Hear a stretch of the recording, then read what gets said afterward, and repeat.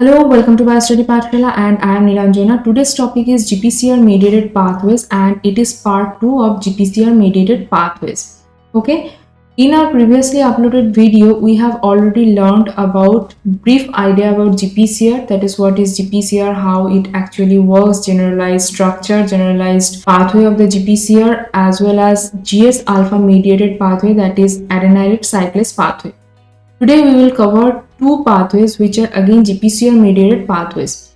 So let's see what are the pathways. First one is cholera toxin pathway. This cholera toxin pathway is caused by Vibrio cholerae and disease is cholera. This Vibrio cholerae bacteria is gram-negative in nature and comma-shaped in appearance. A normal bacteria cannot infect a human cell and cannot cause cholera disease in human body. An infected Vibrio cholerae bacteria with phage virus can infect and causes the cholera disease in human body. This infected Vibrio cholerae bacteria can release enterotoxins. So now what is enterotoxin? A toxins which can act on intestinal epithelial cell and resulting the disturbances as well as the disruptions of the intestinal epithelial cells. Now this enterotoxin, that is cholera toxin, is multimeric in nature, which is composed of 6 subunits. Multimeric means composed of more than 2 subunits. Here the 6 subunits are 1A subunit and 5B subunit. A subunit further composed of A1 and A2 subunits, and this A subunit is mainly catalytic in nature.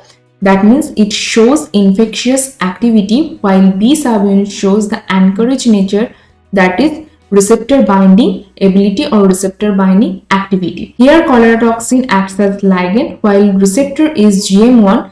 This GM1 is in gangliosides in nature and these receptors can be disrupted by gangliosides because this gangliosides enzyme can break down the gangliosides, and this cholera toxin pathway actually shows GS alpha substrate mediated GPCR pathways. So now we will see how this toxin pathway actually works. You can see this is cholera toxin. Red one is for A subunit while green subunits is for B subunits. Okay.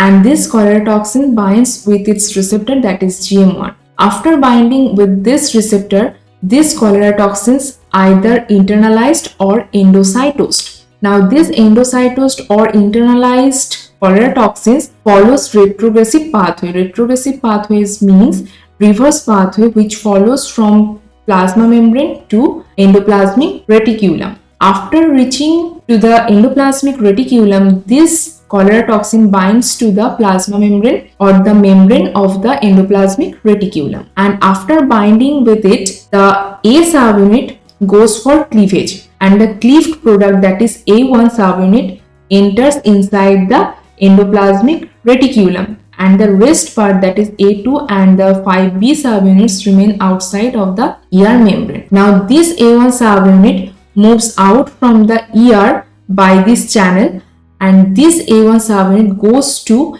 GS alpha subset. Now this A1 subunit causes ADP ribosylation on particular arginine residue of GS alpha subset, and this ADP ribosylation causes hyperactivation of the GS alpha subset. This ADP ribosylation actually locks GS alpha subset in GTP bound state. Okay, this GTP bound state, we have already known that GTP bound state of G alpha shows active nature. So this active GS alpha now activates this adenylate cyclase, and this hyperactivation of the GS alpha shows hyperactivation of the adenylate cyclase as well. Now this hyperactivated adenylate cyclase shows the breakdown of ATP and formation of the cyclic AMP. Now we have already known that adenylate cyclase form cyclic AMP from ATP, right? If the activity of the adenylate cyclase becomes so much high, then the formation of the cyclic AMP will be high as well. So the concentration of the CAMP inside the cell becomes so high. This high concentration of the CAMP results in the activation of the pKa, that is protein kinase A. Now this protein kinase A further phosphorylates CFTR, that is cystic fibrosis transmembrane conductance receptor. Now this activated CFTR now activates the outward channel for chlorine out channel, water out channel, potassium out channel as well as bicarbonate out channels. Now the ions as well as water moves from inside the cells to outside the cells and causes a huge decreasement of this ions as well as water and causes the watery diarrhea, which is also known as cholera disease. So that is how cholera toxins follow the pathway and causes the cholera disease. So now we will see the PLC beta pathway. PLC means phospholipase C, and this pathway shows the involvement of GQ alpha subset. This pathway is again called as IP3 DAC pathway. This pathway shows the release of intracellular calcium ions, and this release of intracellular calcium ions show the high concentration of the calcium ions, which further activates PKC, and this protein kinase C further activates the targeted protein and shows the responses. Now we will see how this pathway actually works. So you can see here the ligand binds to this particular GPCR, which is actually GQ-PCR. Okay, and here the alpha subset is alpha Q subset. Now after binding with the ligand to this particular GPCR, resulting in the activation of the GPCR. Now this activated receptor further activate the G protein. That means it further results the association of GTP with the alpha Q subset and dissociation of GTP from the alpha Q subset. The association of the GTP to the alpha Q subset resulting the activation of the alpha Q subset. Now this alpha subunit with the GTP further activate PLC, that is phospholipase C beta mainly.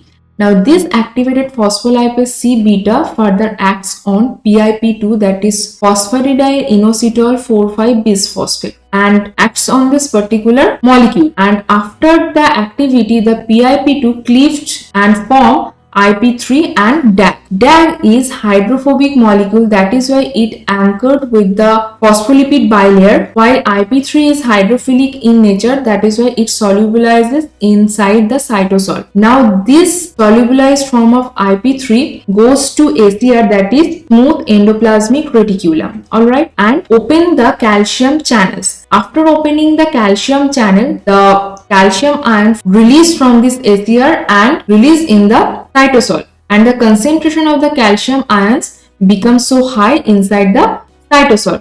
Now this high concentration of the calcium ion activates the PKC, and this activated PKC further phosphorylates its targeted protein by phosphorylating the serine or threonine residue of the targeted protein and shows the responses. So this is how PLC beta pathway actually occurs. So thank you for watching this video. I hope this video seems to be helpful for you, and if this video seems to be helpful for you, make sure to share this video and also subscribe this channel. And it's a request to all of you followers to subscribe this channel, because I have watched many of you visited these videos but didn't subscribe till now. So please do subscribe, because subscription is free. So do subscribe and share this video, because your subscription may encourage me to make videos for you. So till then, be safe and be healthy.